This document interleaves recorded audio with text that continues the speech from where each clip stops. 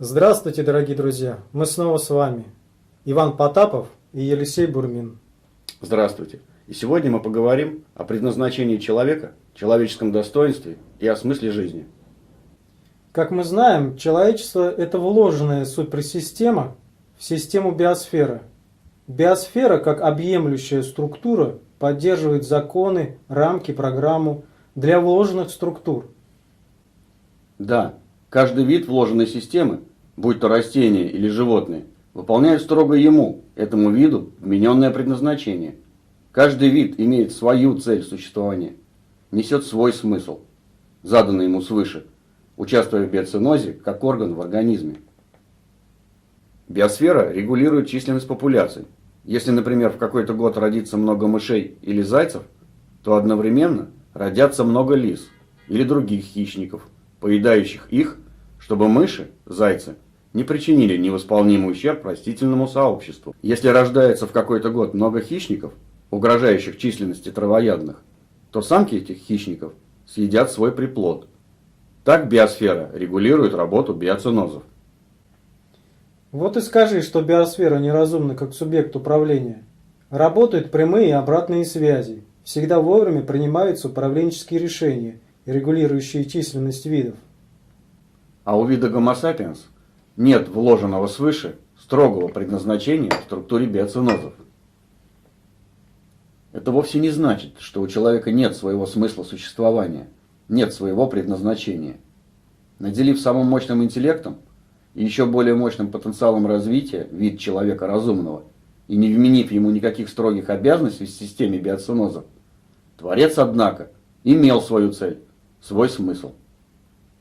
Да, вот этот самый смысл, цель, предназначение своего бытия на созданной для нас Богом цветущей планете человек должен постичь самостоятельно. Да, Иван, но именно этот вопрос не только не ставится, но и всячески замалчивается, как средством массовой информации, так и системой образования и научным сообществом тоже. Однако биосфера не только способна регулировать, но и регулирует численность популяции Homo sapiens. Это ураганы, пожары, наводнения, а также эпидемии и болезни. Вот только если представитель вида Homo sapiens обретает человечный тип строя психики, то есть понимает суть своего предназначения, движется в этом направлении, обретает человеческое достоинство, равное званию человек, в этом случае человек поднимается над законами биосферы и не попадает под воздействие регулятора численности вида. Воздействие регулятора принудительного сокращения численности применимо только к толпарям, то есть к тем, кто не достиг в своем развитии состояния человечности. Если я правильно понимаю, то человек, состоявшийся, не подвержен болезням, так как биосфера, распознав человека, достигшего человеческого достоинства, не позволяет другим своим видам, будь то бактерии, вирусы, грибы, разрушать его организм. И это действительно так, ведь биосфера в целом разумна и руководит своими вложенными структурами, вирусами, бактериями, другими животными, как мы руководим своими руками или ногами. Мало этого, любое высокоразвитое животное не только не нападет на человека состоявшегося, но и будет служить ему. Помнишь у Пушкина? И серый волк ей верно служит. Однако люди своей деятельностью все-таки вмешиваются в биоценозы, в основном разрушая биосферу, чем и обрушивают на себя все катаклизмы, пожары, эпидемии, землетрясения, наводнения. Почему же людям позволено разрушать природу? Ведь другие виды биосферы на это не способны. Да, человечество сильно изменило облик Земли. Мы постоянно вмешиваемся в структуру биосферы и перекраиваем ее на свой лад. И возможно это только потому, что биосфера нам, людям, дана как конструктор, чтобы мы видели наши способности, уразумели свой огромный потенциал и научились всем этим пользоваться не в ущерб себе и другим видам биосферы. А пока мы создали техносферу, враждебную природе, разрушающую ее.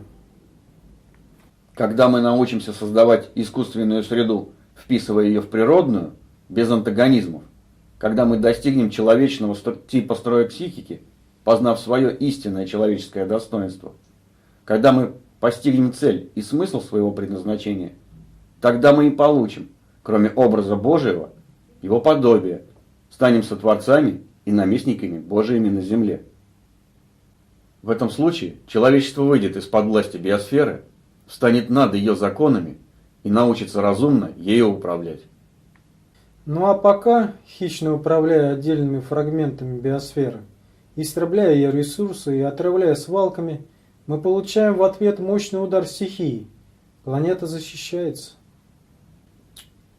У нас осталось не так много времени.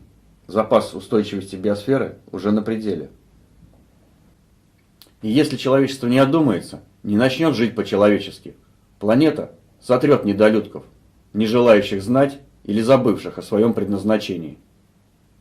Что же делать каждому из нас, тем, кто хочет жить в согласии с биосферой? Как постичь Божий промысел? Работать над собой, развиваться, искать и находить свое предназначение. Трудиться на объемлющую структуру, тогда объемлющая структура позаботится о нас.